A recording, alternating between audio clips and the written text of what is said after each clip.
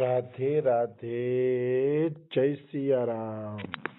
राधे राधे जय सियाराम जय सियाराम। આપણે ઠાકોરજીની સેવા કઈ રીતે કરવી એના ઉપર પ્રવચન ચાલે છે.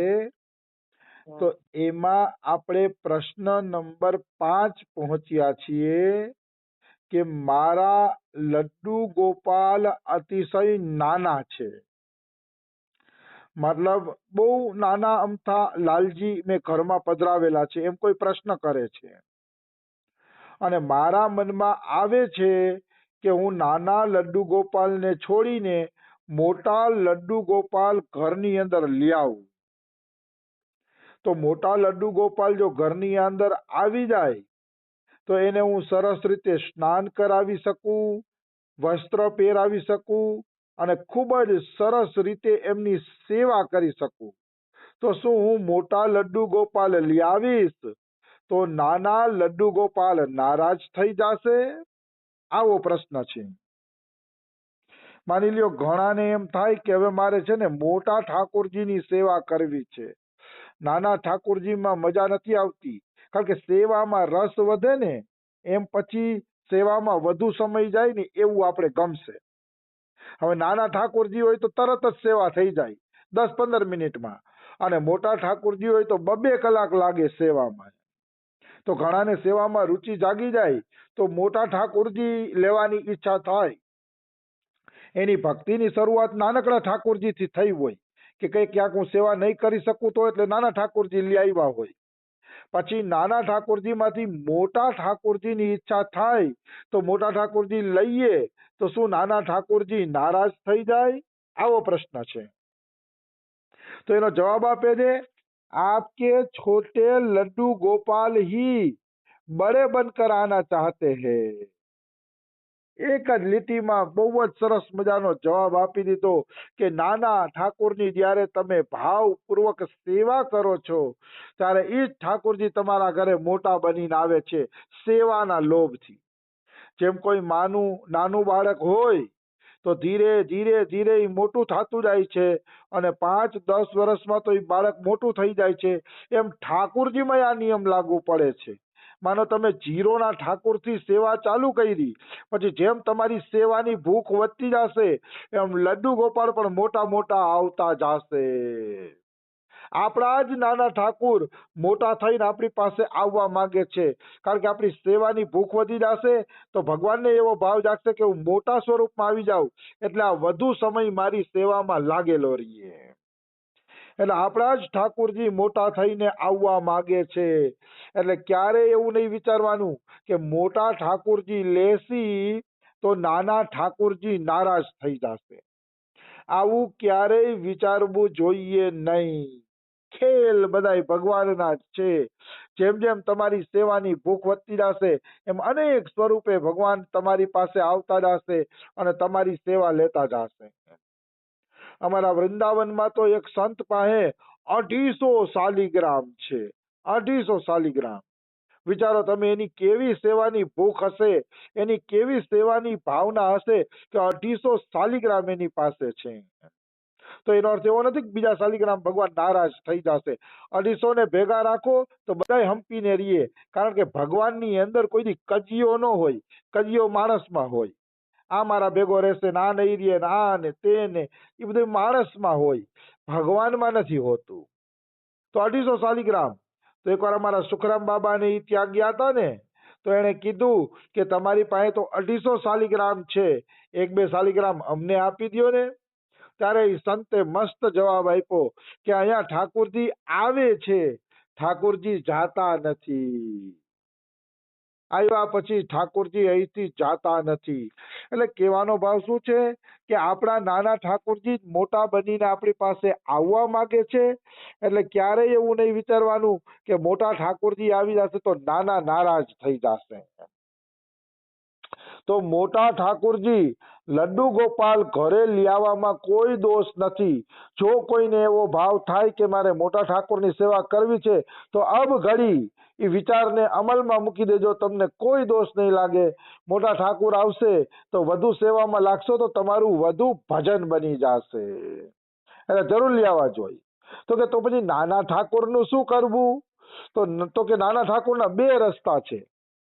કાં તો તમે છે ને એને કોઈને સેવામાં આપી દો.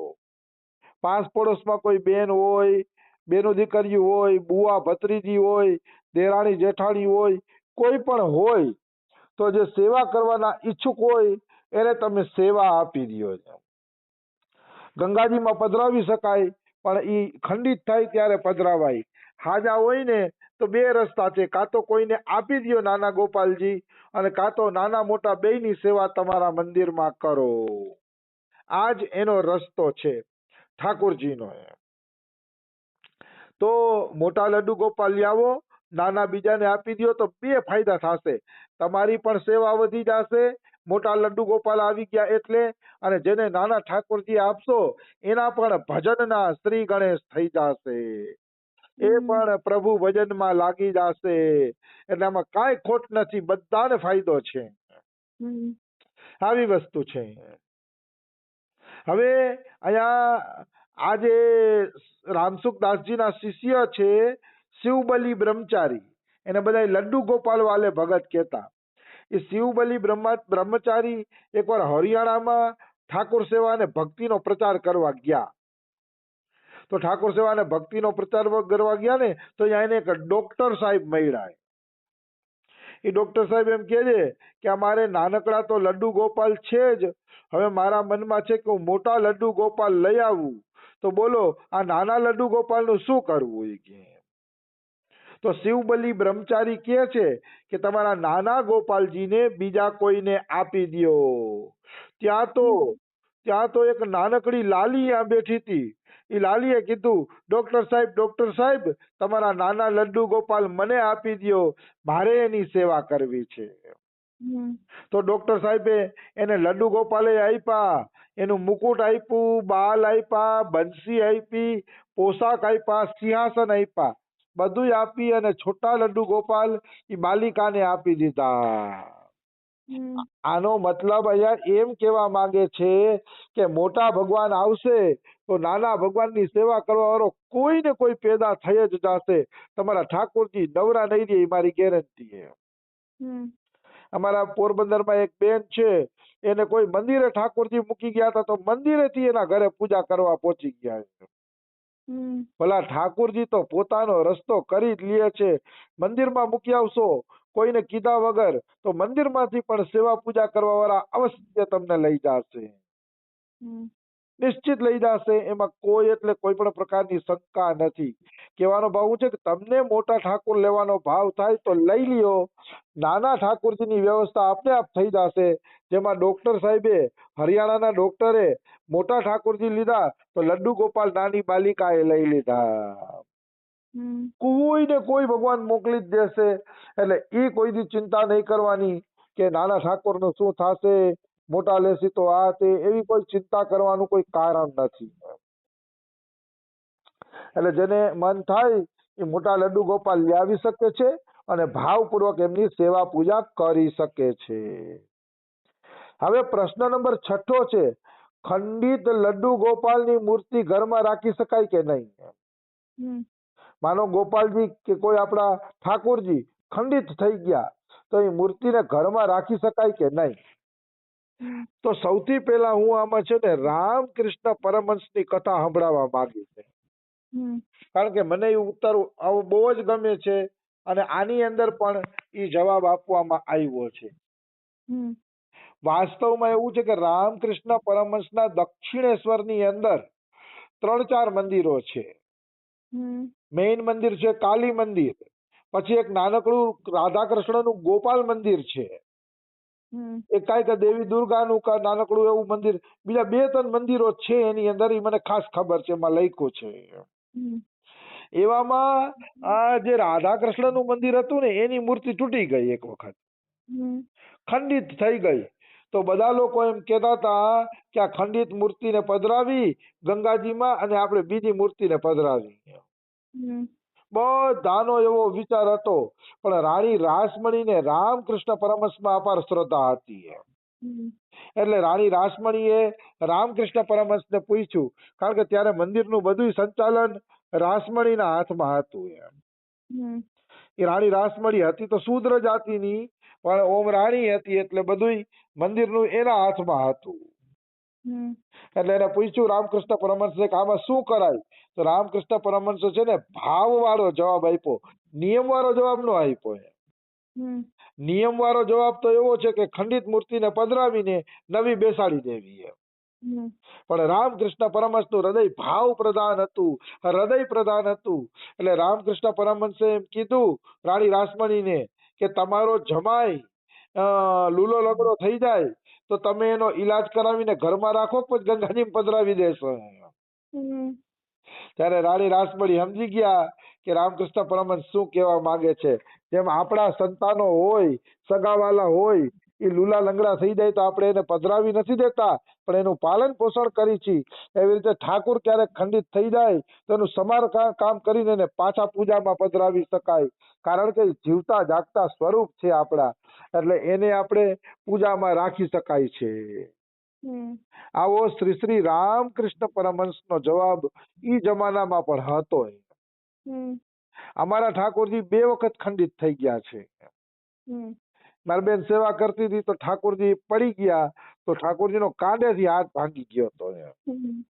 2 વાર, એક વાર નહીં, 2 વાર ખંડિત થઈ ગયા છે.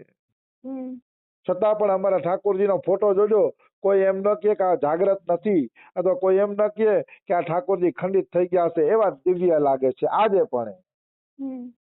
કારણ કે ભાવ હોય ને તો ઠાકોરજી કોઈ દી ખંડિત થાય જ નહીં. તો અખંડ મંડલાકાર છે, ઈ શરીર છે જ નહીં, મૂર્તિ છે જ નહીં, કેવી રીતે ખંડિત થાય? ભલા સૂર્યપ્રકાશ ને કોઈ ખંડિત કરી શકે? ગમે એટલી તલવારો મારો તો સૂર્યનો પ્રકાશ થોડો ખંડિત થાય. અથવા આપણા રૂમમાં લેમ્પ બળે છે તો એ લેમ્પના પ્રકાશને આપણે ખંડિત કરવાનું કરીએ તો લેમ્પનો પ્રકાશ થોડો ખંડિત થવાનો છે.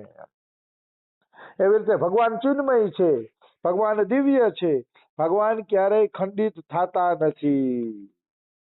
કદાપી સંભવ નથી, કદાપી સંભવ નથી. એટલે ખંડિત મૂર્તિને પણ સમારકામ કરીને પાછી પૂજામાં રાખવી હોય તો અવશ્ય રાખી શકાય છે. એ મેં રામકૃષ્ણ પરમહંસમાંથી જણાવ્યું આપને. હવે હું તમને આ ચોપડીમાં શું લખ્યું છે એ જણાવું. वास्तव में भगवान कभी खंडित नहीं होते, बल्कि भगवान उछल कूद करके कभी कभी अपने हाथ पांव तोड़ लेते हैं ताकि हम उनको बड़े रूप में ला सके. આને પણ બહુ ભાવવાહી જવાબ આપ્યો. બહુ ભાવ, જેમ નાના છોકરા કેમ આજુબાજુ દોડતા હોય તો પડાપડી થયા હોય. નાનકડું છોકરું બહુ પડે, જોજો થોડીક વાર થાય ત્યાં પડી જાય, થોડીક વાર થાય ત્યાં પડી જાય. એવી રીતે આપણા લડ્ડુ ગોપાલ જો તૂટી જાય તો એમ નહીં માનવાનું કે તૂટી ગયા, એમ માનવાનું કે પોતે જ ચાય કરીને નખરા કરીને પોતે જ તૂટી ગયા છે. એટલે ઓલો ભક્ત નવા ઠાકોરજીને લઈ આવે. જ્યારે ભગવાનને કોઈના ઘરમાં નવા રૂપે જવાની ઈચ્છા થાય છે ત્યારે જૂના ઠાકોરજી ખંડિત થઈ જાય છે. એ ખંડિત પોતાની જાતે થાય છે, કારણ કે એને એમ છે કે હવે આના કરતા વધુ સેવા કરશે તો વધુ સેવાના લોભે ભગવાન પોતે જ ખંડિત થઈ જાય છે. એટલે કોઈ દી એવું નહીં માનવાનું કે ભગવાન અમારી ભૂલના કારણે તૂટી ગયા. અરે જેની ઈચ્છા વગર પાંદડું હલતું નથી એ ઠાકોરજીની મૂર્તિને ભલા આપણે શું ખંડિત કરી શકીએ? આપણે ખંડિત, આપણે તો ભાવથી જ સેવા કરતા હોય, છતાંય ક્યારેક ભૂલભાલ થઈ જાય તો એ ભગવાન જ કરાવે છે એમ માનવું જોઈએ. હા, આપણી રીતે તકેદારી પૂરી રાખીએ, હું એમ નથી કહેતો, પણ તકેદારી રાખવા છતાંય કોઈ એવી ઘટના ઘટી જાય અને ઠાકોરજી ખંડિત થઈ જાય તો માનવાનું કે એને જ નવા રૂપમાં આવવું છે એટલે આ લીલા કરી છે.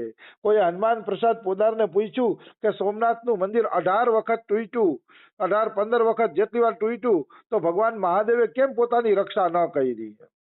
ત્યારે પોદારજી કહે છે કે ભગવાન મહાદેવની જ એવી ઈચ્છા હશે કે 18 વખત આ મંદિર તૂટીને નવું બને, નહીતર કોઈની તાકાત નથી કે એ મંદિરને તોડી શકે. એમ આપણા ઠાકોરજી જો ભાવપૂર્વક સેવા થતી હોય તો થોડા ખંડિત થઈ જાય. એ ખંડિત જ એટલે થાય છે કે એને નાના રૂપમાંથી મોટા રૂપમાં આવવું છે અને વધુ સેવાનો તમારી પાસેથી લાભ લેવો છે. એટલે ખંડિત ઠાકોરજી પોતે જ રમતના કારણે ખંડિત થાય છે. એટલે આપણે એને ફરીથી સમારકામ કરીને પૂજા કરી શકીએ. હજી તો 2-3 પાનામાં લાંબો જવાબ છે, આ તો ટૂંકમાં વાત કરી. કાલે પાછો આપણે આ જ પ્રશ્ન વિસ્તારથી લેશી. રાધે રાધે. જય